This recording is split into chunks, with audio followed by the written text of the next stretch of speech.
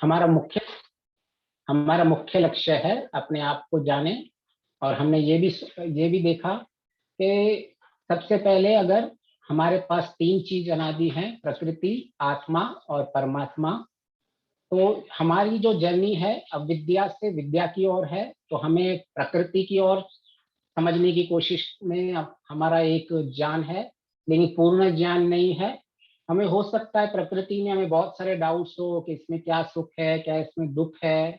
बहुत सारे डाउट हो सकते हैं प्रकृति के विषय में। और हमें अभी ईश्वर के विषय में भी हमने पूरा साक्षात्कार नहीं किया है, तो हमें ईश्वर के रिलेटेड भी बहुत सारे डाउट रहते हैं। लेकिन हमें एक चीज का कभी डाउट नहीं रहता है कि हम एग्जिस्ट करते हैं या नहीं करते हैं। हमें हमेशा श्योर है कि एटलीस्ट हम तो एग्जिस्ट करते ही हैं।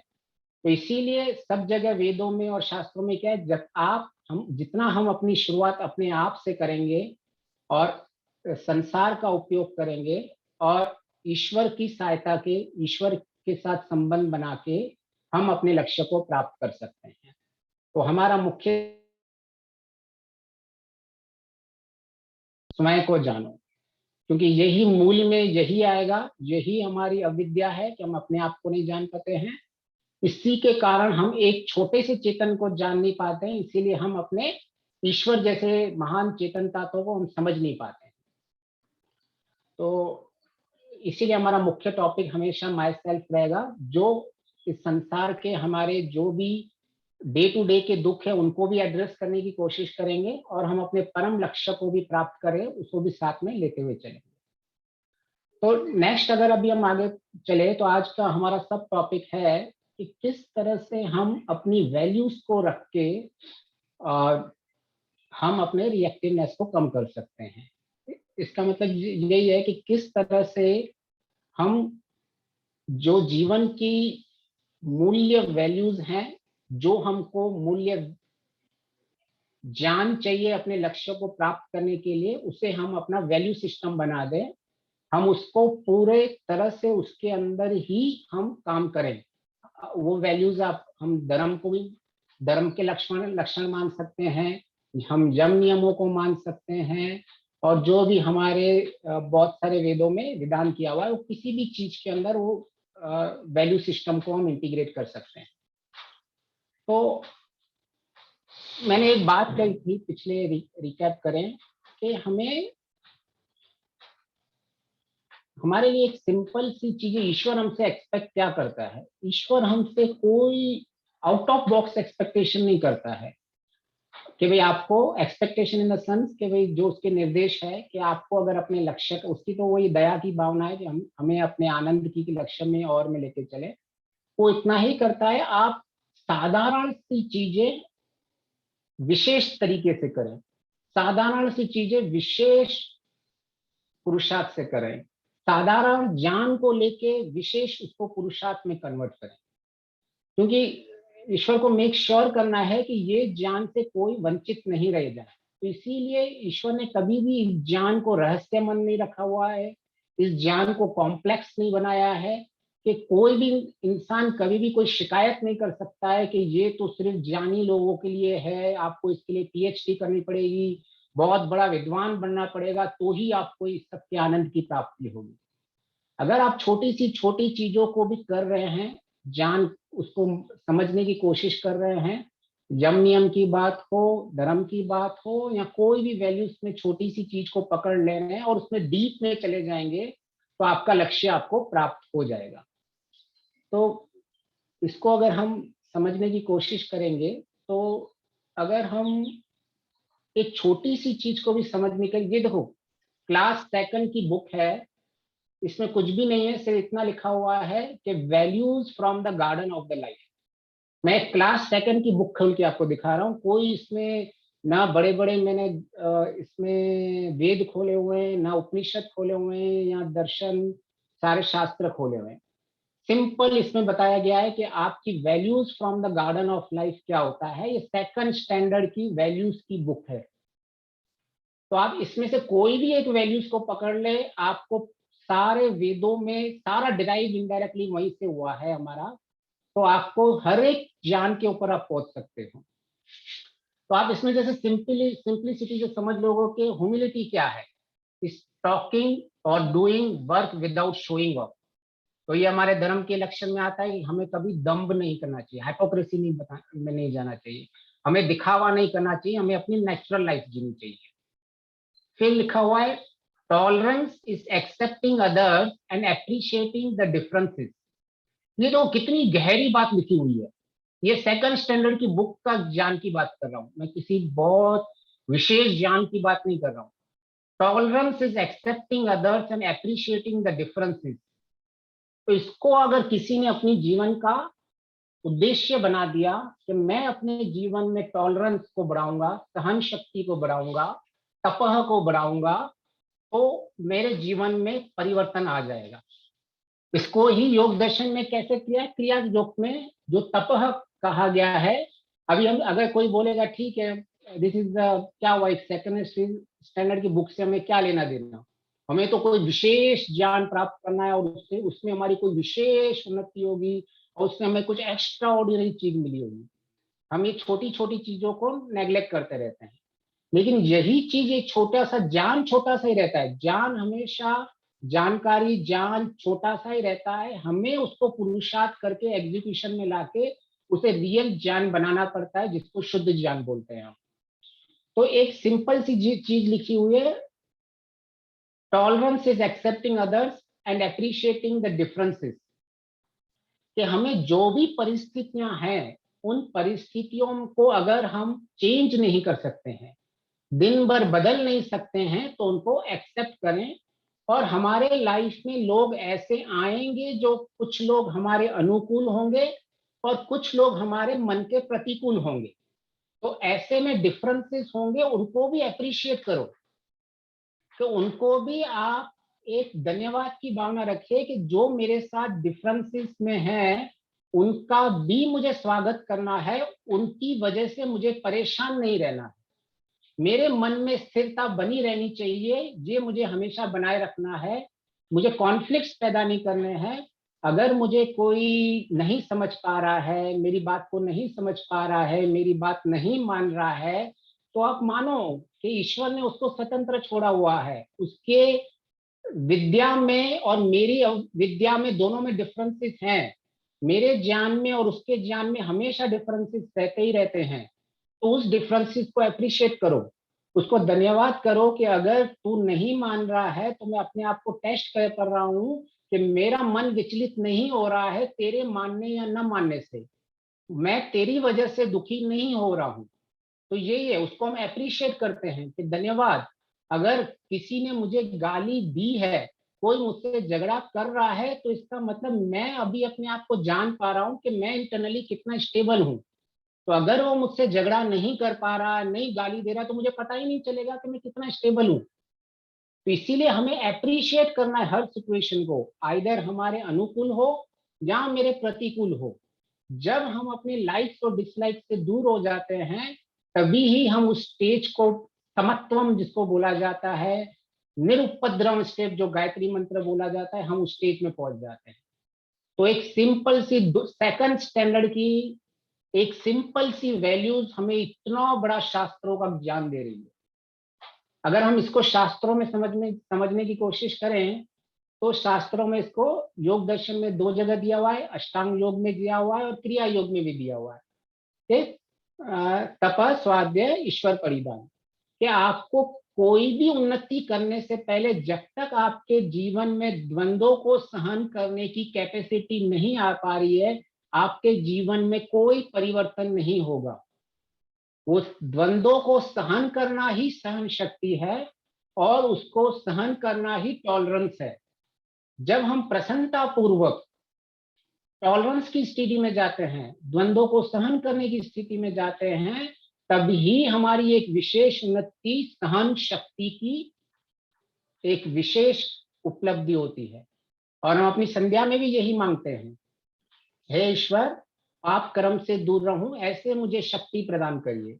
ये क्या है, ज्ञान शक्ति, सहन शक्ति, क्रिया शक्ति, इच्छा शक्ति, ये सारी हम वही शक्तियां मांगते रहते हैं। तो ये जिनको अगर डिटेल्ड में पढ़ना है, तो फिर हम जब किसी भी एक छोटी वैल्यूज को अपने लाइफ का हिस्सा बना देते हैं, तो हमारे जीवन में ये बहुत ज्यादा परिवर्तन लेके आता है। तो अगर आपको योग दर्शन भी बोल रहा है तो ये छोटा सा ज्ञान बोल रहा है, लेकिन योग दर्शन सिर्फ और भी आगे चीजें डिटेल में जाके बता रहा है कि आप इसको जब तक पुरुषार्थ में नहीं लेके आओगे, आपका ये कंटिन्यूअस नहीं हो जाता है, तब तक आपको इस वैल्यू को फॉलो करना है, परिपक्वता तक निरंतर अभ्यास करना है, दीर्घ काल तक अभ्यास करना है। तो विशेष क्या हुआ? विशेष जो है वो जानकारी, ज्ञान नहीं है। ज्ञान ईश्वर ने सब जगह सबको जितना हमें आनंद प्राप्त करने के लिए चाहिए, वो एक सेकंड स्टैंडर्ड के बच्चे से लेके कोई पीएचडी के लोगों तक सबको बराबर ज्ञान देने की ईश्वर ने की है।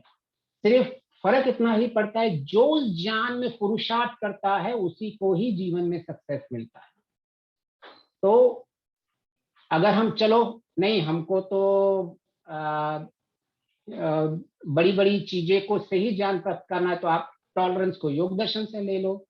चलो नहीं, मुझे दर्शनों से भी नहीं, मुझे वेदों से लेना है, तो वेदों में इसको किस तरह से डिफाइन किया गया है कि इंसान को अपने लक्ष्य को प्राप्त करने के लिए अथर्ववेद वेद में लिखा हुआ है कि आपको पहले तपह में रुचि लाएं, सहन शक्ति में रुचि लाएं, और फिर तपह में लग जाएं। उसके लिए आप सहन शक्ति के साधन के लिए इमीडिएटली उतर जाएं, तपह को अपनी जिंदगी का हिस्सा बना दे, फिर आप तपोमय हो जाएं। तो इसका मतलब ये है कि हम सेकंड स्टैंडर्ड की बुक को ले लें, योग दर्शन को ले लें, या हम अपने वेदों को ले लें, सब में एक ही बात चीजें लिखी हुई है कि जब तक आपको सहन शक्ति नहीं आएगी तो तब तक आपको जीवन का अपने लक्ष्य को प्राप्त नहीं कर जाएगा। तो अथर्ववेद हो, योग दर्शन हो, सेकंड स्टैंडर्ड की बुक हो, तीनों एक ही चीज बोल रही है। सिर्फ कमी किधर पड़ रही है? हमारे पुरुषार्थ में। और हमें क्या लगता है, ये ज्ञान प्राप्त करना होता है ना, वो बहुत इजी होता है। इंसान इस चीज में बहुत कंफर्टेबल फील करता है अपने आप को कि मैं ज्ञान को प्राप्त करता रहूं, और उसको क्या थोड़ा थोड़ा सत्व जुन का खुशी मिलती रहती है, तो वो सिर्फ जानकारियां प्राप्त करता रहता है। लेकिन कभी भी उसके पुरुषार्थ में कि मैं सवेरे से उठ के शाम तक मेरे जीवन में कितना टॉलरेंस आया, कितनी मेरी सहन शक्ति बढ़ी, कितना मैं योग दर्शन को फॉलो कर रहा हूँ, कितना मैं वेदों को फॉलो कर रहा हूँ, कितना मेरा तपोमय जीवन है, कितना तपह मेरी जिंदगी का हिस्सा बन चुका है। हमको उसमें इंटरेस्ट नहीं है, क्योंकि हमको वो सीधा डिस्कम्फर्ट जोन में लेके जाता है। और ये जानकारियां प्राप्त करना, ये मुझे कंफर्ट जोन में रखता है। ठीक है, मैं जानकारियां प्राप्त करता रहूंगा, और मैं यहाँ आपको लेक्चर भी देता रहूंगा, मैं दूसरों को भी बताता रहूंगा, चलता रहेगा, ये बहुत इजी प्रोसेस है, और इंसान का यहाँ सेल्फ सेटिस्फेक्शन हो रहा है। लेकिन जैसे ही तपह को एग्जीक्यूशन में लेने की बात हो गई, इंसान पीछे पैर ले लेता है। फिर कहता है कि मुझे जीवन में परिवर्तन नहीं हो रहा है, मुझे जीवन में आनंद नहीं मिल रहा है, मुझे और जानकारियां प्राप्त करनी है, मुझे और ज्ञान प्राप्त करना है, मुझे और चारों वेदों में, मुझे और उपनिषदों में जाना है, मुझे और जाना है। मेरे अभी तक इन छोटी छोटी चीजों से मुझे आनंद नहीं मिल रहा है। इसीलिए नहीं मिल रहा है कि हमारा पुरुषार्थ हम विशेष कर ही नहीं रहे। मैं ऐसा नहीं कह रहा हूं कि हमें इन उपनिषदों, वेदों, योग दर्शन, इस सबको नहीं पढ़ना है। जैसे ही हम अपने वैल्यू सिस्टम को पुरुषार्थ में उतरेंगे, ये सारे शास्त्र हमको काम आएंगे। लेकिन हमारी गाड़ी रुक जाती है, मैं उस चीज के लिए बात कर रहा हूँ, क्योंकि हम जानकारियां प्राप्त करने में ज्यादा इंटरेस्ट दिखा रहे हैं। जितनी जानकारी है उसको साथ साथ में एग्जीक्यूशन के बगैर उसको हम पुरुषार्थ में नहीं उतार रहे हैं। क्यों? वो हमको डिस्कम्फर्ट जोन में लेके जा रहा है। तो अभी आप कौन सी भी वैल्यूज देख लो, फ्रीडम इज डूइंग और seeing your mind without fear. तो मोक्ष क्या कहता है कि जहां हम किसी बंधन में नहीं पड़ते हैं, जहां हम निर्भयता में जाते हैं, वही हमारा मोक्ष है। और ये सेकंड स्टैंडर्ड की बुक्स वैल्यूज हमें फ्रीडम की डेफिनेशन ये बता रही है। फिर क्या बता रही है? देखो, सिंपल में, बहुत simple simple, equality seeing that all human beings are the same though they come from the different background. कितनी ऊंची चीज बात लिखी हुई है।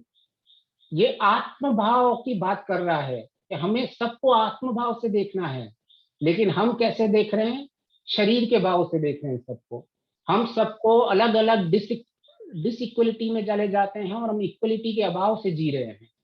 तो अगर एक छोटी सी इक्वलिटी का मैसेज, ये हो सकता है सेकंड स्टैंड का बच्चा एक्चुअली छोटी सी इक्वलिटी को ले ले कि ठीक है, मुझे गरीब में, मुझे शौकार में, मुझे शूद्र में, मुझे ब्राह्मण में, मुझे किसी भी को कार्य को कम नहीं समझना है और किसी कार्य कम करने वाले को कम नहीं समझना है।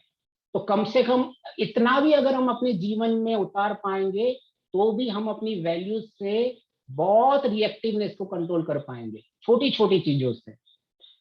ये देखो, पीस इज काम and relax state of mind free from the feelings of hatred, anger, jealousy और रेवलरी। ये कितनी बड़ी बात लिखी है, जो हमारा पूरा का पूरा योग दर्शन इसमें आ जाएगा। योगश चित्तवृत्ति निरोध। जब जब हमारा मन काम, क्रोध, मोह, लोभ से तृप्त, इन सारे क्लेशों से तृप्त हो जाएगा, तब आप अपने आप में स्थापित होगे। और जब आप अपने आप में स्थापित होगे, ईश्वर में स्थापित, आपको परम आनंद मिलेगा। इतनी सिंपल सिंपल वैल्यूज हैं, और लेकिन हम अपना जीवन का समय आइदर पुरुषार्थ करने में नहीं डाल रहे हैं, आइदर हम अपने आप को समझ रहे हैं कि हमें कुछ विशेष ज्ञान में हम अपना पुरुषार्थ लगा रहे हैं, जहां हम किसी चीज के अंदर इतना समय डाल रहे हैं कि हमारे पास मान के बैठे कि हमारे पास वो ज्ञान अवेलेबिलिटी जिससे हमको आनंद मिलेगा, वो बहुत मुश्किल है इस दुनिया में मिलना। नहीं, ईश्वर ने किसी के साथ नाइंसाफी नहीं की है। ईश्वर ने मेक श्योर किया है किसी तरह से वेदों का ज्ञान सबके पास पहुंचे, डायरेक्टली नहीं तो इनडायरेक्टली। तो हमें उस चीज का टेंशन नहीं लेना है कि हमें बहुत ही कुछ विशेष, जब तक स्थिति नहीं बनेगी, विशेष जानकारियां नहीं मिलेगी, तब मेरे जीवन में जाकर परिवर्तन होगा। नहीं, छोटी छोटी वैल्यू सिस्टम से ही अपना परिवर्तन होगा। और आप किसी भी उस चीज को रेफरेंस ले सकते हैं। आप सत्यार्थ प्रकाश को रेफरेंस ले ले, आप योग दर्शन को रेफरेंस ले ले, और आप किसी भी चीज को, वेदों को डायरेक्टली, जैसे मैंने टॉलरेंस का बताया, आपको और सहन शक्ति में जाना है, योग दर्शन में चले जाइए। और सहन शक्ति में जाना है, आप अथर्ववेद में चले जाइए। पूरे के पूरे आपको जितना पुरुषार्थ आप कर सकते हैं और उतना आनंद आप पा सकते हैं, इस फील्ड में जाएंगे। तो इस तरह से, जिस तरह से हम इसको, छोटी छोटी चीजों को जितना जल्दी हमारे जीवन में परिवर्तन लेके आएंगे, हम उतना जल्दी हमारे ultimate goal of ultimate happiness, आनंद को प्राप्त कर पाएंगे। तो अब हम थोड़ा और डेप्थ में जाएंगे, क्योंकि हमारी सीरीज बहुत दिनों से चल रही है। तो मैं एक समरी के ऊपर भी काम कर रहा हूँ कि आखिर जो इंसान इस इंफॉर्मेशन वर्ल्ड में भटक रहा है, कि ओवरलोडेड इंफॉर्मेशन में चला गया है, तो उसको कम से कम चीजें कितनी मिले, वो सफिशिएंट है टू मूव फॉरवर्ड। कि आप आगे चलते भी जाइए और साथ साथ में ज्ञान को प्राप्त भी करते जाइए। और मैं उसके ऊपर थोड़ा और लगा हुआ हूँ कि किस तरह से हम इस चीजों को सिंप्लीफाइड वे में समझ के और उसके ऊपर पूरा का पूरा अपना पुरुषार्थ लगा दे। तो अगर हम थोड़ा और डेप्थ में समझने की कोशिश करें, तो चलो चलो ठीक है, हमको उपनिषदों को समझना है, हमको दर्शनों को समझना है। मैंने दर्शनों और वैल्यूज का आपको लाइव वेदों का भी एग्जांपल दिया, दर्शनों का भी ले लिया। अगर हम, चलो मांडुक्य उपनिषद को ले लेते हैं, या तैत्तिरीय उपनिषद को ले लेते हैं, किसी भी उपनिषद, उनमें भी क्या लिखा हुआ है। चलो मांडुक्य उपनिषद क्या है, वो क्या है, बस इतना, उसका मतलब ये है कि जिस तरह एक फ्रॉग एक स्टेट से, मेंढक एक स्टेट से दूसरे स्टेट की जाता रहता है, तो हमारा मन भी है, हम भी उन 3 स्टेट्स में, एक स्टेट में से दूसरे स्टेट में जाते रहते हैं। हम पीस और इज अ काम and relax state of mind में नहीं पहुंच पाते हैं।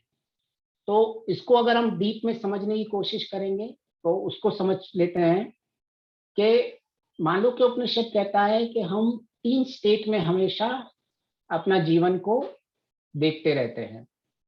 एक जागरूक स्टेट होती है, जिसको हम वेकर स्टेट बोलते हैं, कि मैं जागरूक हूं अभी। दूसरा स्वप्न स्टेट बोलते हैं, जिसमें मैं स्वप्न में हूं। जब भी मैं स्वप्न में रहता हूँ। तीसरा निद्रा स्टेट होता है, सुसुप्ति अवस्था। तो अभी उपनिषद कहता है कि तुम हमेशा ही इन तीन स्टेट्स में मेंढक की तरह उछलते ही रहते हो सारा दिन। तो अगर हम उन तीन स्टेट्स में रह रहे हैं, अभी मैं थोड़ा और डेप्थ में जा रहा हूँ, क्योंकि हमारा इन वैल्यूज से, पीस ऑफ माइंड से, फ्रीडम से, टॉलरेंस से अंतिम लक्ष्य क्या है? आनंद प्राप्त करके, अपने आप को प्राप्त करके, ईश्वर को प्राप्त करके, और हम पूर्ण आनंद की ओर जाए। तो इसमें अगर हमको अपने आप को पहले समझना है तो हम किस तरह से समझ सकते हैं, और उपनिषद इस चीज के अंदर क्या कहता है। तो हम अगर तीन स्टेट्स में हमेशा रहते हैं, जागृत अवस्था, स्वप्न अवस्था, और जो हमारी डीप स्लीप होती है, निद्रा अवस्था। तो हम जब जागृत अवस्था में होते हैं तो कंटिन्यूअसली हम इंफॉर्मेशन को ले रहे हैं। जो भी इंफॉर्मेशन को ले रहे हैं उससे हमारी मेमोरी में संस्कार और वासनाएं बन रही हैं, और हमने एक कंटिन्यूअसली जो इस हमारे सूक्ष्म शरीर में कंटिन्यूअसली जो काम चल रहा है, हम उसकी उपाधि ले लेते हैं। जैसे जब मैं अभी जागृत अवस्था में हूं तो मेरा सूक्ष्म शरीर और मेरा स्थूल शरीर जो आपके सामने है वो पूर्ण काम कर रहा है। मेरी बुद्धि अभी पूरी की पूरी एक्टिव है। मेरे जो मैं कर्म कर रहा हूँ, मैं बोल रहा हूँ, मैं पूरा का पूरा एक्टिव हूँ। मेरा मन पूरा का पूरा एक्टिव है। मेरा अहंकार पूरा का पूरा एक्टिव है। मेरे पांचों इंद्रियां, ज्ञान इंद्रियां, कर्म इंद्रियां, सब मेरी एक्टिव है। ये जब चीजें सारी मेरी एक्टिव है, और इसमें अहंकार का काम यही रहता है कि भाई ये सब में मुझे जोड़ लेता है कि आई एम परफॉर्मिंग, मैं काम कर रहा हूं, and I am the doer और आई एम द नोअर, मैं जान रहा हूं। तो अहंकार उसमें काम करता रहता है, वो सिस्टम को बताता रहता है, क्योंकि आप काम कर रहे हो संसार के हिसाब से, आपको पता रहना जाना चाहिए।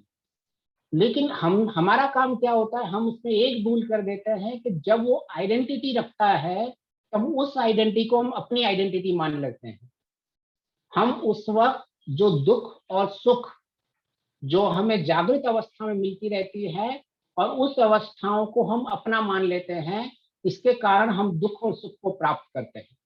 लेकिन हम जागृत अवस्था को एक हम अपना अवस्था का स्टेट मान लें कि मैं इसका साक्षी हूं, मैं इसका दृष्टा हूं, कि मैं ये बोल रहा हूं, मैं ये कर रहा हूं, मैं सुन रहा हूं, सारा ये मेरे सूक्ष्म शरीर में हो रहा है और ये मेरे स्थूल शरीर में हो रहा है। बस इतना जानना ही है तो मैं अपने आप में स्थापित हो सकता हूँ। फिर दूसरी मेरी अवस्था आती है, मैं हम क्योंकि हम ये डे टू डे हम प्रैक्टिकल बात कर रहे हैं कि हम डे टू डे लाइफ में किन तीन अवस्थाओं से जाते हैं। हम अभी ऐसे किसी विषय को नहीं ले रहे हैं कि जिसके अंदर सिर्फ ज्ञान की बात हो और उसका प्रैक्टिकल हमें करना पड़ेगा, या हम आगे जाके कोई और एक्सपेरिमेंट्स करेंगे। हम अभी जो डे टू डे लाइफ में एक्सपेरिमेंट्स वो जान रहे हैं, हम सिर्फ उसी को ही ले रहे हैं। मैं सो रहा हूँ, मैं स्वप्न देख रहा हूँ और उठ के काम पे लग रहा हूँ। फिर मैं सो रहा हूँ, मैं स्वप्न देख रहा हूँ और मैं काम, मैं तीन स्टेज मेरे कंटिन्यूसली चेंज होते ही जा रहे हैं। तो जब मेरे तीन स्टेज कंटिन्यूसली ही चेंज होते ही जा रहे हैं, तो मैं क्या कर देता हूँ, इन तीन स्टेज जो मेरे से डिफरेंट है, मैं उसके साथ अपने आप को बार बार तदाकार कर जा रहा हूँ, और मैं उस आय स्टेट से चला जा रहा हूँ सेल्फ की स्टेज के बदले। तो जिस दिन मैंने अपने आप को जान लिया कि मैं इनसे अलग हूं और ये सारे मेरे स्टेट हैं, जैसे हर एक चीज का एक एक ट्रांसफॉर्मेशन स्टेट होता है, लेकिन वो एक्चुअल खुद नहीं होता है। तो ऐसे ही मैं एक स्टेट में चला गया हूं, जिसको स्टेट को बोलते हैं जो जब मेरा जागरूक अवस्था का मतलब इतना ही है कि मेरे सूक्ष्म शरीर और मेरा स्थूल शरीर अभी पूरा एक्टिव है। फिर चलो, इसमें मुझे सुख और दुख दोनों मिल रहा है, तो मुझे ये भी नहीं चाहिए। चलो, मैं सपना अवस्था को समझने की कोशिश करता हूँ, क्या मैं अपनी ड्रीम देखता हूँ, क्या मैं उस आनंद को जी पाता हूँ। उसमें भी मैं देखता हूँ तो क्या होता है, जब हमारे सपने हमारे चलते रहते हैं, तो उन सपनों में हमारा कौन सा कंपोनेंट काम करता रहता है? क्या मैं काम करता हूँ, या मेरा सूक्ष्म शरीर और स्थूल चीज का कौन सा कंपोनेंट काम करता रहता है उस वक्त। तो उस वक्त हमारा स्थूल शरीर काम नहीं करता है। फिर उस वक्त सूक्ष्म शरीर में भी हमारी बुद्धि काम नहीं करती है। क्यों? क्योंकि आप देखोगे कि स्वप्न में आपको कुछ भी ऐसा नहीं दिखता है कि आपको एक ज्ञानात्मक पूर्व आपने कोई डिसीजन लिया हो। आपको कुछ भी उल्टा सीधा दिखता रहता है। आपको हमको ऐसा भी दिख सकता है कि भाई एक रैबिट के सर पे सिंग हो। हमको ऐसा लग सकता है कि आप बुर्ज खलीफा के छत पे खड़े हो। आपको ऐसा लगता है आप न्यूयॉर्क की स्टैच्यू ऑफ यूनिटी पे खड़े हुए हो। कहीं भी लग सकता है आपको। आपको उसका बुद्धि का प्रयोग नहीं होता है जब आप स्वप्न स्थिति में हो। तो अभी आपको ये पता चल रहा है कि जो मैं हूँ इस स्टेट को जान रहा हूँ जिसके अंदर मेरी जो कंपोनेंट्स हैं, मेरी जो मशीनरी है, उस मशीनरी का स्थूल शरीर काम नहीं कर रहा है और मेरी मशीनरी का सूक्ष्म शरीर में भी मेरी बुद्धि काम नहीं कर रही है। और मेरे जो जागृत अवस्था में जो जो मैं इकट्ठा कर रहा हूँ मेरे संस्कार बन रहे हैं और जो जो मेरे संस्कार की वासनाएं बन रही हैं वो ही मुझे सपने में आ रही हैं। कभी भी हमारे न्यू इमोशंस कभी भी सपने में नहीं बनते हैं क्योंकि हमारे जो मेन कंपोनेंट्स है एक्टिव। हम बहुत ही प्रैक्टिकली हम अपनी मशीन को समझ रहे हैं फाइंडिंग माई सेल्फ में कि मुझे ये जो मशीन मिली हुई है, जो मुझे ये सुपर कंप्यूटर मिला हुआ वो कैसा है। तो हम जब जब हम जागरूक अवस्था में होते हैं तो हम सारी चीजों को इकट्ठा करते रहते हैं और उन्हीं चीजों को हम स्वप्न में देखते हैं। हमारा कोई भी नया संस्कार कभी भी स्वप्न में कभी नहीं हम जागृत करते हैं। जो संस्कार और वासनाओं बनी हुई हैं बस उन्हीं को ही उठाते रहते हैं। तो इसके अंदर हमारे और प्रश्न आ सकते हैं कि ऐसी तो कई चीजें हैं जो मैं स्वप्न में देखता हूँ या देखती हूँ वो मैंने कभी रियलिटी में देखी ही नहीं होती है। तो उसमें ऐसा होता है कि हम देखते तो वही है लेकिन वो कई बार प्रवाह में मिक्स हो जाती है क्योंकि हमारी बुद्धि उस वक्त कंपोनेंट काम नहीं कर रहा होता है। तो हमारा ये चीज मिक्स हो जाता है कि आपने बैल भी देखा, आपने खरगोश भी देखा। तो अभी क्या होता है कि क्योंकि मेरी बुद्धि का कंपोनेंट वह एक्टिव नहीं है और मेरे मन का जो ज्ञान इंद्रियों और कर्म इंद्रियों के साथ जो एक्सप्लिसिट जो बाहर के साथ संपर्क नहीं रहता है तो मैं क्या कर लेता हूँ, मैं खरगोश को और बैल के सींग को दोनों इकट्ठा करके खरगोश के ऊपर दो सींग देख लेते हैं। लेकिन हमने कभी ना कभी खरगोश और कभी ना कभी बैल तो देखा ही होता है। इसीलिए हम एग्जैक्टली कभी वो नहीं मतलब देख पाते हैं उस स्टेज में जो एग्जैक्टली हमारे देखा हुआ है। हो सकता है एग्जैक्टली दिखे या नहीं भी दिखे। लेकिन हम अगर अपने कुछ इसको डीप में समझने की कोशिश करें तो उस स्टेज में जाकर हम इतना सिर्फ समझ पाते हैं कि कहीं ना कहीं बुद्धि कंपोनेंट काम नहीं कर रहा था मेरा। कहीं ना कहीं स्थूल शरीर की जो स्थूल इंद्रियां वो काम नहीं कर रही थी और कहीं ना कहीं जो मन मेरे नए संस्कार और इमोशंस को उठाता है मेरे वो मन नए कुछ बन ही नहीं रहे थे क्योंकि हम कुछ ज्ञान कर्म इंद्रियों से बाहर से काम ही नहीं कर रहे। तो पुराने ही मेमोरी से चित्त से उठाता रहता है। तो जब पुराने ही उठा रहता है तो उसी में से जो बनता है वो हमको दिखता रहता है। और अभी कोई ऐसा कह सकता है नहीं मुझे तो श्योर है कि मैंने तो खरगोश भी नहीं देखा, बैल भी नहीं देखा, तो भी मैंने खरगोश और उसके सींग देख लिए। तो वो इसीलिए होता है क्योंकि जो हमारा सूक्ष्म शरीर है वो सिर्फ इस जन्म का डेटा को स्टोर नहीं करता है। हमारा जो सबटाइटल बॉडी है, जो हमारा सूक्ष्म शरीर है, वो जन्मों जन्मों के डेटा को मेमोरी में रखता रहता है। तो हो सकता है हमने इस जन्म में खरगोश या बैल को नहीं देखा हो, लेकिन हम हो सकता है इस जन्म में हमको आंखें ही नहीं मिली हो, लेकिन हमने पिछले जन्म में अगर कभी ना कभी बैल या खरगोश का मतलब देखा ही है तभी हमको स्वप्न में आया है एज पर आवर डिजाइन, जिस तरह से हमारी डिजाइन बनी हुई है। तो हमें ये कभी नहीं ऐसा सोचना चाहिए कि मैं इस चीज में ऐसी चीजें देख रहा हूं जो मैंने कभी नहीं सोच देखी होंगी। और तीसरी, क्यों वो ऐसी हमें लगता है कि मैं सपनों में वो चीजें देख रहा हूँ कि जो मुझे मैंने श्योर है कभी नहीं देखी। कभी कभी हमारी कुछ फैंटासीज होती हैं। हम कुछ भी हम कुछ चाहते हैं। कुछ हम जैसे मुझे अगर मुझे पता है कि बुर्ज खलीफा दुनिया की एक सबसे बड़ी बिल्डिंग है तो मैंने अगर जागृत अवस्था में भी उसके लिए सोचा है, उसका चिंतन मनन किया हुआ है, और अगर उसका संस्कार बन चुका है तो नींद में भी मुझे ऐसा हो सकता है कि मैं बुर्ज खलीफा कि मैंने अपार्टमेंट बुर्ज खलीफा में ही खरीद लिया है, एक एक फ्लैट और एक कॉरिडोर बुर्ज खलीफा में कर दिया है, उतना का उतना ही आपका सपने में आएगा। और दूसरे आपके वॉचमैन वही होंगे जो आपके करंट अपार्टमेंट के वॉचमैन होंगे, धोबी वही होगा, प्लम्बर वही होगा। तो आपकी जो जो कुछ कुछ फैंटासीज होती है, जो जो कुछ आपकी चाहें होती है, डिजायर्स होती है, वो सपनों में शेप्स ले लेती हैं। तो वो भी हमने कभी ना कभी उसका संस्कार बनाया होता है, कभी ना कभी हमने मेमोरी में रखा हुआ होता है, तभी ही हमें वो दिखता है। तो हमने अब जब अपने आप को समझने की कोशिश कर रहे हैं तो हमने दूसरी चीज ये भी समझ ली, जो हमारी एक जागरूक अवस्था है, अभी जो स्वप्न अवस्था है, मेरी वो एक अवस्था है जिसका मैं एक एक चीज को समझ पा रहा हूं, जिसको, और वो समझने वाला अलग है। मैं उसको अवेयर, मुझे अवेयर हो रहा है, मैं कॉन्शियस हूँ, जो मैं उसका साक्षी बन रहा हूँ। मैं जब जगा हुआ था तब भी उसका साक्षी था, और जब मैं सपने में था तब भी उसका साक्षी था कि मैंने सपना देखा है।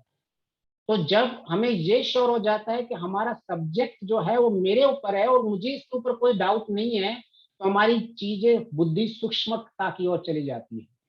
जब हमें सूक्ष्म चीजें समझ में आ जाती हैं तो हमें ईश्वर, प्रकृति, इन सब का यथा योग्य ज्ञान लगने जाता है। जब हम अपने आप को जान लेते हैं, हम जब अपने आप को डिस्कवर कर लेते हैं, तो नेक्स्ट ये होती है तीसरी अवस्था में कि जो हमको सपने में जो हमको दिखता है वो हमारी फैंटासीज हो सकती है, जो हमने चिंतन मनन जा। तो हमारी अभी तीन चीजें हो गई। एक, जो मैंने देखा होगा उसका मिक्सचर आ सकता है मेरे सपनों में। फिर दूसरा, जो मेरा चिंतन मनन किया होगा वो मेरे सपने में आ सकता है। किसी भी चीज का अगर मैंने चिंतन मनन किया है, वो कोई भी शेप ले सकता है। और जब अभी हम आगे पढ़ेंगे तो कुछ लोग ऐसा कहते हैं कि मैंने जो सपना में सवेरे सवेरे देखता हूँ वो सत्य हो जाते हैं। तो तब हम अपने आप को, मतलब वो हमारी कौन सी स्थिति होती है कि जो मैंने अपने आप को सपने में देखा वो कभी कभी सत्य हो जाता है। तो इसके पीछे हम अपने आप को समझने की कोशिश करें कि हमें ऐसा क्यों लगता है और क्यों कुछ लोग ऐसा सोच पाते हैं। तो उसके पीछे एक ही लॉजिक बनता है, एक ही रीजनिंग पड़ता लगता है कि सवेरे सवेरे की जो स्थिति होती है वो बहुत ही सात्विक स्थिति होती है। हम, अगर आपने ब्रह्म मुहूर्त में उठे हो तो आपका बुद्धि बहुत ही एक्टिव रहती है, और आपको जो सारी, जो आपके जीवन में या आसपास होता रहता है, आपको उसकी जो समझने की क्षमता है वो बढ़ जाती है। तो आपने एक्चुअली रात को आप सो चुके होते हो, आपने सपने भी देख चुके होते हो आप, लेकिन कंप्लीटली सिर्फ बिस्तर से उठते नहीं हो। ऐसा कुछ अगर आपके दिमाग में आ रहा है तो हम उसको सपना नहीं मान सकते हैं। क्यों? क्योंकि सपने में कभी भी कोई कुछ प्रिडिक्ट नहीं कर सकता है कि भाई ऐसा होगा या ऐसा होने वाला है। क्योंकि सपना में सिर्फ वही चीज आ सकती है कि जो अभी तक मैंने देखी हुई है, या मेरी अभी तक जो वासनाएं बनी हुई है, जो मेरे इंप्रेशंस बने हुए हैं वही आ सकते हैं। कोई नई चीज नहीं आ सकती है, या उन इंप्रेशन से कुछ बन के मिक्स होके दिख सकता है, या उस इंप्रेशन को कोई और शेप शेप मिल गया है। लेकिन कोई नई चीज मैं अपने सपने में कभी नहीं देख सकता। लेकिन जब लोग कहते हैं कि वो चीजें सत्य होती है, क्योंकि वो वाला स्टेज वो होता है कि उन्होंने अपनी जो गहरी नींद्रा खत्म होकर चुकी होती है, उनका स्वप्न वाला खत्म हो चुका होता है, लेकिन वो पूरी तरह से उठते नहीं है। लेकिन उनका जो चिंतन मनन है किसी चीज पे, वो सवेरे उसी वक्त कनेक्ट हो जाता है। हमारा मन एक टाइमर की तरह होता है, जैसे घड़ी में हमने कोई टास्क लगा दिया, हमने अलार्म रख दिया 5 बजे का अलार्म, तो 5 बजे हम उठ जाते हैं। तो इसी तरह से हमारे मन में अगर किसी चीज का चिंतन मनन, जो अधूरी चीजें पड़ी रहती है, तो हम जैसे ही सवेरे उठने लग जाते हैं, भले हमारा शरीर नहीं उठता है लेकिन हमारा सूक्ष्म शरीर एक्टिव हो जाता है। तो उस वक्त हम उसी का चिंतन मनन स्टार्ट कर देते हैं। और क्योंकि उस वक्त बहुत सात्विक स्टेज होती है, हमें चीजें बहुत क्लियर दिखती रहती है, तब हमारा प्रिडिक्शन और प्रोबेबिलिटी बढ़ जाती है। और ये हमारा सब जगह होता है, आप शेयर मार्केट में भी देख लो। शेयर मार्केट में इतना सारा डेटा लेके आते हैं, इतना सारा डेटा लेके आते हैं और फिर प्रिडिक्ट करते हैं कि आज ये शेयर बढ़ेगा और कम बढ़ेगा, और उसमें ज्यादा से ज्यादा जिसने जितना सही डेटा लिया हुआ है उसका इतना प्रिडिक्शन सही जाता है। या आप नॉर्मल बिजनेस एनालिटिक्स में भी देख लो, आप सेल्स देखते हो, मार्केटिंग देखते हो, और सारी कंपनियां जो अपनी रोड मैप बनाती हैं वो वैसे ही प्रिडिक्शन से बनाती हैं कि ये मार्केट में ये अभी चल रहा है, मार्केट में हमने पिछले ऐसे किया था, इसके हिसाब से हम अभी इतना प्रिडिक्ट करते हैं, मैं इतना बिजनेस करूंगा। वैसे ही उस स्वप्न अवस्था के बाद जब हम सेमी जागृत अवस्था में होते हैं, तब हम किसी चीज का चिंतन मनन करते हैं तो हमारी प्रिडिक्शन की कैपेबिलिटी बहुत बढ़ जाती है। और ये आप देखोगे किसी मीटिंग्स में भी आप जाते हो, जब आप उसके अंदर बहुत डेटा लेके जाते हो तो आप मीटिंग में जो भी प्रिडिक्ट करोगे, जो भी आप करोगे, उसकी प्रोबेबिलिटी बढ़ जाती है। इसीलिए कभी कभी अगर कोई कहता है मैंने मॉर्निंग में सपने देखा था वो सत्य हो गया, तो इसका मतलब यही होता है कि वो स्वप्न नहीं था, हमारी एक ऐसी स्थिति थी कि हम जागृत थे, लेकिन वो बहुत ही सात्विक मूवमेंट थी, और हमारा शरीर पूरी तरह से नहीं उठा था, स्थूल शरीर, लेकिन सूक्ष्म शरीर में हमारी बुद्धि एक्टिव हो चुकी थी, और उस बुद्धि एक्टिव से हमने पूरे के पूरे डेटा को लेके हमने निर्णय लिया है। तो स्वप्न स्थिति में भी हम अपने फाइंडिंग माई सेल्फ में अपने आप को समझ पाते हैं कि भाई ये चीजें मेरे सूक्ष्म शरीर में होती हैं, मेरे अंतःकरण में होती है, मेरी बुद्धि में ये होती है, मेरे मन में ये होती है, मेरा अहंकार उस वक्त ये काम कर रहा होता है, मेरी मेमोरी में ये काम होता रहता है।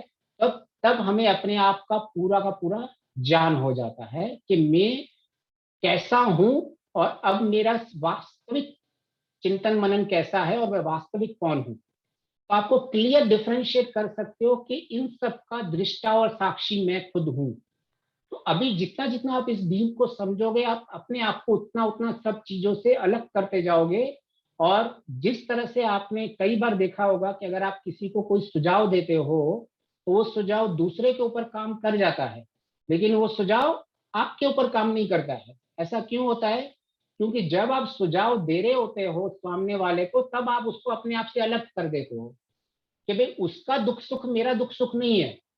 मैं उसको बता देता हूं कि देखो इतनी इतनी चीज करोगे तो तुमको फायदा होगा, अगर वो एग्री होता है तो ठीक है, नहीं एग्री होता है तो उसको नुकसान है। तो आप उसके साथ आसक्ति पूर्वक कभी हम काम नहीं करते हैं, हम उसके साथ अटैचमेंट के साथ कभी काम नहीं करते हैं। तो हमारे जितने भी दूसरों को जो हम कुछ कुछ चीजें बोलते हैं तो कभी कभी उनको फायदा हो जाता है, लेकिन अगर हमने वो चीज नहीं करते हैं अटैच, अगर आप वही चीज अपने आप को डिटैच करके बोल दो तो आपके पास हमें भी फायदा होगा। लेकिन हम क्या करते हैं, हम उस आइडेंटिटी में घुस के अपने आप में काम करते हैं कि ये मेरे लिए।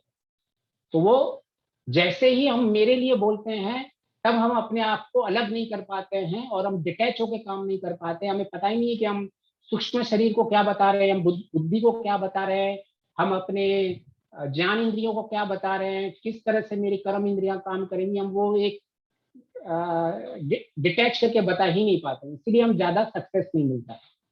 तो अगर हमने अपने जागृत अवस्था को देख लिया, हमने अपने स्वप्न अवस्था को समझ लिया, तो हम अपने आप में और आनंद पार जीवन में पा सकते हैं, क्योंकि अभी हम अपने आप को पूरी तरह से समझ पा रहे हैं कि हमें काम कैसे करना है। फिर तीसरी अवस्था आती है जिसमें हम सो जाते हैं, लेकिन उस अवस्था की स्टेज में हम एक कुछ ऐसी स्टेज होती है जो हम उस वक्त महसूस नहीं करते हैं, लेकिन जागने के बाद हमें पूरा महसूस होता है कि मेरी कल रात नींद बहुत अच्छी हुई। और हम जितना डीप स्लीप के जाते हैं, हम सवेरे उतना ही आनंद पूर्वक उठते हैं। तो इसका मतलब क्या है कि मेरे रात की एक ऐसी स्थिति मेरी आ जा रही है जिस स्थिति में मैं आनंद पूर्वक था, और उस स्थिति में लेकिन मुझे उस स्थिति का ज्ञान नहीं हो रहा था उस वक्त, लेकिन अभी मुझे पूरा ज्ञान हो रहा है कि मेरी वो स्थिति बहुत अच्छी थी। आपने देखा होगा कोई कई बार छोटे छोटे बच्चे बहुत क्रैंकी हो जाते हैं, राइट? क्योंकि उनकी डीप स्लीप नहीं होती है, तो वो क्रैंकी हो जाते हैं, तो उनको बोलते हैं नहीं, जब तक इसको सुलाओगे नहीं तब तक इसको जो एक शांत उसका मन नहीं होगा, नहीं तो सारा दिन रोता रहेगा और बहुत ही क्रैंकी बिहेवियर करता रहेगा। ऐसे ही आपने कई बार देखा होगा जिनको थोड़ी बहुत भी मेंटल प्रॉब्लम्स होती है तो डॉक्टर नींद की दवाइयां दे देता है कि आप उस स्टेट में जाके आप थोड़ा बहुत अपने आप को रिलैक्स कर सकते हो। तो वो स्टेट जो हमारा ऐसा स्टेट रहता है कि जागृत होने के बाद हमें उस स्टेट में फिर से जाने की इच्छा होती है, या इतना तो कम से कम हमें हो ही जाता है कि वो स्टेट मेरे तीनों स्टेट से बहुत बढ़िया स्टेट था। अभी तो मैं जागृत अवस्था में हूँ तो मैं सुख और दुख दोनों को महसूस करता हूँ। मैं जब स्वप्न अवस्था में हूँ तो भी मेरी है ना, जो दुख सुख है उस वक्त जो भी बन जाता है मैं उसको महसूस करता हूँ। लेकिन मेरी कोई तीसरी स्थिति थी जिसमें मैंने आनंद तो प्राप्त किया, लेकिन उसका पर्पस मुझे अभी उसका ज्ञान हो रहा है, लेकिन वो मुझे पता नहीं चल रहा था कि भी जब हो रहा था तब मैं सेल्फ इग्नोरेंट में था। तो एटलीस्ट अभी हम इससे कॉन्फ्यूज लगते हैं कि हम जितना भी हमारी मन बुद्धि इनसे डिटैच रहते अगर हम अपना जितना कार्य करते हैं कि ये सेपरेट है मैं सेपरेट हूँ, इतने ही हमारे कार्य कुशल मंगल डिटेल्ड ओरिएंटेड, हमारे प्रेडिक्शन इतने ही सक्सेसफुल होते हैं, क्योंकि अभी हम उनको सेपरेट एक आनंद की स्थिति में काम करते रहते होते हैं। तो अगर मैं किसी तरह से उस स्थिति को प्राप्त कर लूं जो मेरी सुषुप्ति में स्थिति थी, लेकिन वो उसका मुझे पूरा अवेयरनेस हो जब वो स्थिति हो, तो हमारे लिए वो तीसरी स्थिति सबसे आनंद पूर्वक हो सकती है। तो अगर हमने ये सिर्फ इतना भी जान लिया कि ये मेरी तीन स्थितियां हैं, मेरी तीन स्थितियां हैं जिसमें सूक्ष्म शरीर और सिर्फ स्थूल शरीर इन सब में परिवर्तन हो रहा है, और ये मैंने जान लिया कि मुझ में कोई परिवर्तन नहीं हो रहा है, मैं अपरिवर्तनशील हूँ, ये परिवर्तन सिर्फ मेरे सूक्ष्म शरीर और स्थूल शरीर में हो रहा है, तो आप सारे डिसीजंस बहुत अच्छी से ले सकते हैं। क्योंकि आप अभी अपने आप को सारे डिसीजंस में अटैचमेंट कहीं नहीं, आप पूरा डिटैच होके सब आनंद पूर्वक अपना डिसीजन हम ले सकते हैं। इसी हम पीस काम रिलैक्स स्टेट ऑफ माइंड उसको बोलते हैं। कि जब मैं एक सेकंड स्टैंडर्ड की बुक की वैल्यूज को लेके मैं चला था, पीस इज द काम and relax state of mind free from the feeling of hatred anger jealousy and rivalry. तो ये एक ऐसी अवस्था आ सकती है हम हमारे जीवन में, उस अवस्था में हम एक पीस स्टेट में रहेंगे और हम अपने आप पे स्थापित रहेंगे। ये सूक्ष्म शरीर में परिवर्तन में हमारे परिवर्तन से कोई लेना देना नहीं होगा, और ना किसी चीज के स्टेट में जाकर हम अपना स्टेट चेंज करेंगे। हम सिर्फ इतना जानेंगे कि ये एक अवेयरनेस है और ये एक्सपीरियंस है, उससे ज्यादा कुछ नहीं है। ये सारा मेरा इस बुद्धि ने ये डिसीजन ले रहा है, इस बुद्धि को ये कर्म इंद्रियों से इसने किया है, ज्ञान इंद्रियों से उसको ज्ञानात्मक ज्ञान हो रहा है, और मैं इन तीनों स्टेट्स में दिन रात ट्रेवल करता रहता हूँ। तो जब आप ये सिर्फ अपने आपके शरीर और स्थूल शरीर के स्टेट समझोगे और आप इसको अलग हो जाओगे इससे कि मैं अपने इन शरीर के स्टेट से अलग एक कॉन्शियसनेस हूँ, एक अवेयरनेस हूँ, तो आपके जीवन में आनंद और ज्यादा हो जाएगा, और आप समाज और इस जीवन के सारे कार्य को अपने कर्तव्य कारण कार्यों को करते हुए निर्लिप्त होके हम जीत सकते हैं। तो ये मैं मतलब अगर किसी को सेकंड स्टैंडर्ड की बुक बहुत ही लग रहा होगा ये क्या इंसान सेकंड स्टैंडर्ड की बुक की वैल्यू को पर डिस्कस कर रहा है, तो मैंने आपको योग दर्शन का डिटेल बता दिया। मैंने आपको अथर्व वेदों में कैसे वैल्यू सिस्टम से इम्पोर्टेंस से हमारे जीवन में परिवर्तन करते हैं। किसी को उपनिषदों में इंटरेस्ट है तो मैंने उपनिषदों से आपको बता दिया। इसी तरह से हम किसी भी चीज के अंदर यहाँ अपने जीवन के अंदर परिवर्तन इस वैल्यू सिस्टम से ले आ सकते हैं। तो हम अपने अगर मूल अवस्था में जाएंगे और अपने उस स्टेट को समझ सकते हैं, तो हम जितना होगा हमारे जीवन में उतना ज्यादा परिवर्तन आएगा, और हम हमेशा एक स्थिति में रहेंगे कि उस स्थिति में आनंद पूर्वक की स्थिति में रहेंगे। तो हम एक समय के हिसाब से एक प्रश्न उत्तर ले लेते हैं। अगर किसी को कोई प्रश्न हो कि इतनी छोटी छोटी वैल्यू सिस्टम से हम किस तरह से अपने बड़े बड़े जीवन में परिवर्तन लेके आ सकते हैं, तो हम उसको अभी देख सकते हैं, और हम उन प्रश्नों का उत्तर को समझने की कोशिश मैं देने की कोशिश करूंगा। एक बार समय को देख लेते हैं हम। हाँ, हमारे पास समय है 8 मिनट का, और अगर इस 8 मिनट में किसी के पास कोई प्रश्न है तो उसको ले लेते हैं, और उसको फिर उसका समाधान निकालने की कोशिश करते हैं।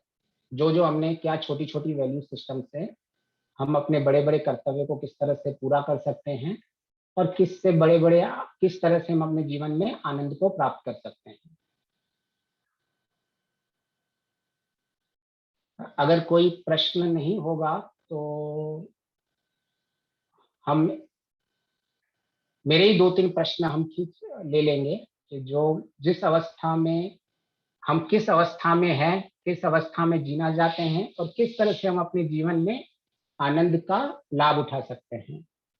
तो इसमें एक और छोटी सी चीज आती है कि अगर मैं अपने जीवन में आनंद का स्रोत को कंटिन्यूटी रखना चाहता हूं, तो मुझे एक चीज को समझना पड़ेगा कि मेरे ज्ञान प्राप्त करने का तरीका क्या है। अक्सर ऐसा रहता है कि हम जब भी ज्ञान प्राप्त करते हैं तो उससे हमारे तरीका हमारे में सही नहीं रहता है। उस तरीका सही नहीं रहता है, उसके लिए हमें ये नुकसान होता है कि वो जानकारियां होते भी कि मुझे ये पता है, फिर भी जीवन में उस आनंद और सुख और परिवर्तन की कोई मौजूदगी नहीं रहती है, हमें वो एहसास नहीं रहता है। तो वो इसीलिए होता है कि हम किसी भी चीज को जब समझने की कोशिश करते हैं, तब उसके पीछे इंटेंट क्या है, उसके पीछे कॉन्टेक्स्ट क्या है, ना उस इंटेंट को समझने की कोशिश करते हैं, ना कॉन्टेक्स्ट को समझने की कोशिश करते हैं। हम लाइफ को एक कंप्यूटर समझते हैं कि वो 0 और 1 में काम करता होगा। लाइफ ऐसी है कि आइदर ये ऐसा होता है या ऐसा नहीं होता है, जहाँ ऐसा होगा तो ये सही है या वो गलत है। हम एक जजमेंटल पाथ में हमेशा चले जाते हैं। हम किसी भी पाथ को, उसके पीछे भावना क्या है, उसके पीछे कॉन्टेक्स्ट क्या है, वो हम कभी समझ नहीं पाते हैं।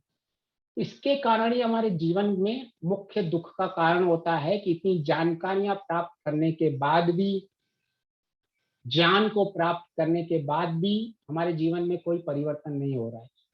जिस दिन हम चीजों को शब्दों से ऊपर उठ के समझने की कोशिश करेंगे, जैसे मैंने आपको अभी सब चीजें बता दी, एक सेकंड स्टैंडर्ड की बुक बता दी, मैं आपको योग दर्शन बता दिया, ये चीज अथर्ववेद बता दिया आपको, और उपनिषद का बता दिया।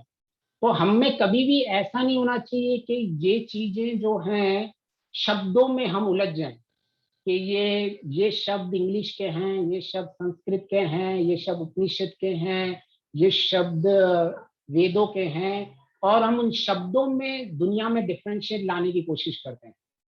शब्द नहीं, हर एक के पीछे इंटेंट क्या है, उसके पीछे भावना क्या है, उसके पीछे कॉन्टेक्स्ट क्या है, हमें कंटिन्यूसली उसको समझने की कोशिश करेंगे तो हमारे जीवन में परिवर्तन होगा। हम हम शब्दों में रुक जाते हैं, शब्दों को, अर्थों को छोड़ देते हैं। हमें अर्थ में कॉन्सेंट्रेट करना है।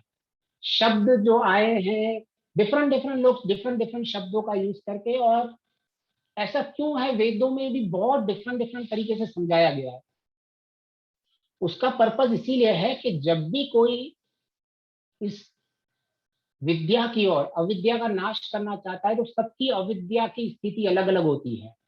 तो जब भी वेदों को, इन सबको ये सोच समझ के लिखा गया है कि कोई किसी भी स्टेट से इसको पढ़ना स्टार्ट कर सकता है, वो 10% नॉलेजेबल होगा, 20% नॉलेजेबल होगा, 30% नॉलेजेबल होगा, 40%।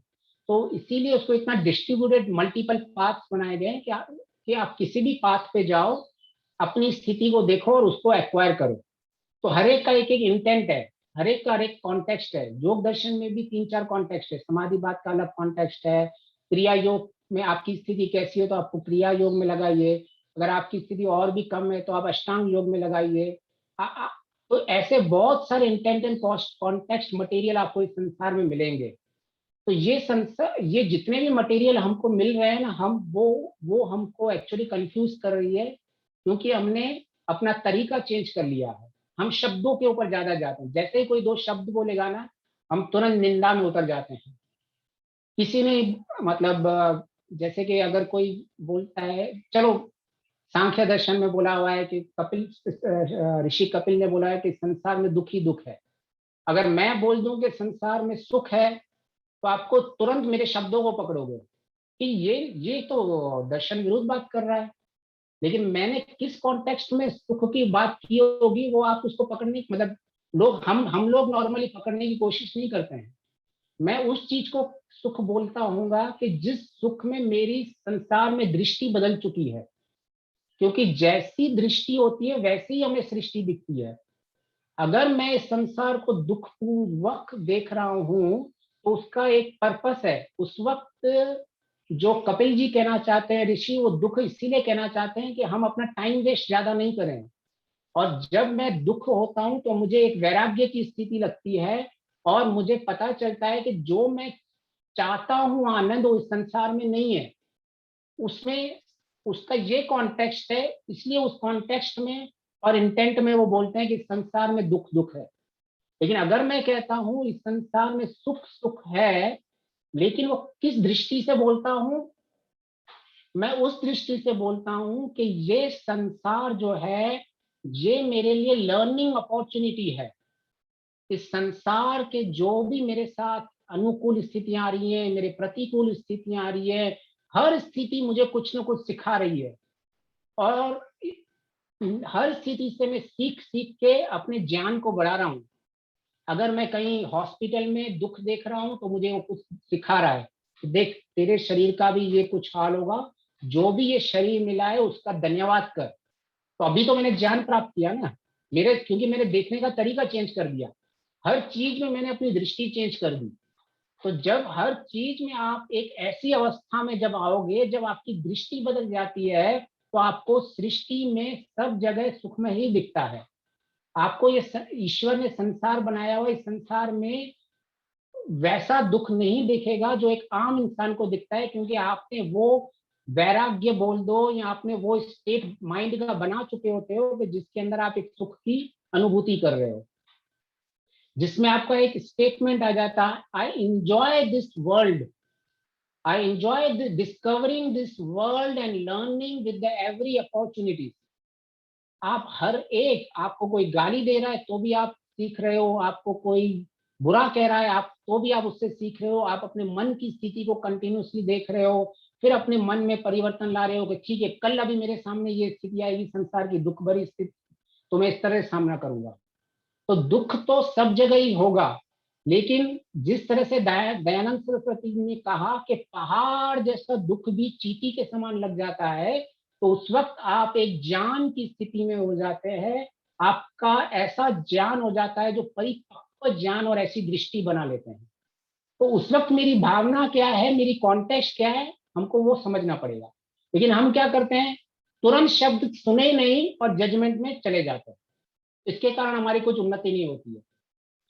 कपिल ऋषि भी सही है जो बोल रहे हैं कि जीवन में दुख है, क्योंकि जो इस संसार में दुख है, उसके जब तक उसको हम समझेंगे नहीं, जब तक हम हॉस्पिटल्स को नहीं देखते हैं, हम कुत्ते बिल्लियों को नहीं देखते हैं कि वो किस दुख से जाते हैं, तब तक हमें हमारे जो भी ईश्वर की तरफ से चीजें ग्रांटेड मिली, उनको ग्रांटेड लेने जाते हैं।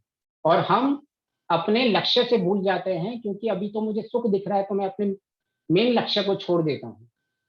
तो हमारे जीवन में आनंद लाने के लिए हमें यह हमेशा ध्यान रखना चाहिए कि हर एक चीज का एक संदर्भ होता है, एक कॉन्टेक्स्ट होता है, एक भावना होती है, और एक इन्वायरमेंट होता है, एक स्थिति होती है, टाइप ऑफ लोग होते हैं। इन सारी चीजों को देख के ही हमें किसी जजमेंट पे जाना चाहिए, और फिर ही उस अपने जीवन में उतारना चाहिए। हमें डायरेक्टली रिएक्ट नहीं करना चाहिए। तो वही है, वैल्यूज में कौन सी वैल्यूज हो जो हमें रिएक्टिव, हम जीवन में रिएक्टिव नहीं करें, हम क्रोध नहीं करें, हम जीवन में छटपटाए नहीं। तो यही वो सब चीजें हैं कि आप उस स्थिति में पहुंच जाओगे कि आप समझ जाओगे कि भाई जीवन के अंदर मुझे हर एक चीज सिखा रही है, तो आप रिएक्ट करोगे ही नहीं। जैसे ही आप उसको अपने आप से प्रतिकूल मानोगे, तो आप रिएक्ट करते रहोगे। जैसे ही आप वो स्थिति आपके अनुकूल हो गई, आपकी दृष्टि बदल गई, आपका ज्ञान बदल गया, अभी वो सुख में हो गई। तो मैं अपनी वाणी को यहीं विराम देता हूँ, और मौका मिला तो आगे चल के इसको और कंटिन्यू करेंगे। और वैल्यू सिस्टम से अपने जीवन में परिवर्तन लाने की कोशिश करेंगे। बहुत बहुत धन्यवाद। ओम नमस्ते जी। नमस्ते माता जी, नमस्ते। सबका समाज में अभिवादन करते हुए रक्षाबंधन की शुभकामनाएं देती हूँ और लकी जी का धन्यवाद करती हूँ बहुत अच्छे से कि हमें अपने वैल्यूज के प्रति जागरूक रहना होगा। जब वैल्यूज के प्रति जागरूक रहे तो हम अस्मिता क्लेश से भी अपने आप को बचाने की कोशिश कर सकते हैं। और सबसे बड़ी अविद्या यही है कि हम अपने शरीर को भी नहीं जानते, हम अपने आप को नहीं जानते। मैं कहूँ तो बेहतर एक्सप्रेशन होगा बजाय शरीर के, कि हम स्वयं को नहीं जानते, हम स्वयं को शरीर मानकर ही चलते रहते हैं। जिस पल हम ये प्रैक्टिस शुरू कर लेंगे कि मैं शरीर से बिल्कुल उस तरह अलग हूं जैसे कपड़ा अलग और शरीर अलग, ठीक इसी तरह जब हम ये मान लेंगे कि आत्मा अलग शरीर अलग, आत्मा असंग है, अपरिणामी है, ना उसमें कुछ जा सकता है ना उसमें कुछ आ सकता है, तब हम परमात्मा के उस निर्विकार रूप को भी समझ पाएंगे। और इन वैल्यूज के आधार पर हम, बहुत अच्छी बात मुझे जो लगी कि ये मैटर नहीं करता कि वो किताब किस स्टैंडर्ड की है, व्हाट मैटर्स इज कि वहां पर क्या लिखा हुआ है। बहुत अच्छी वैल्यूज। और इन सब को सुनकर मुझे वो वैशेषिक दर्शन की बात याद आ रही थी कि सब धर्मों का जो मूल है, सब वैल्यूज का जो मूल है वो वेद ही है। तो वेद को ले लीजिए, जैसा कि लकी जी कह ही रहे थे कि वेद को ले लीजिए, उपनिषद ले लीजिए, योग दर्शन, कुछ भी ले लें, वैल्यूज जो है वो वही है। आवश्यकता केवल यही है कि हम पहले स्वयं को जाने और उसके साथ साथ हर स्थिति में अपनी जो मनस्थिति है उस पर स्वयं का नियंत्रण रखें। परिस्थिति का अर्थ ही यही है, पर दूसरे के द्वारा क्रिएट की हुई।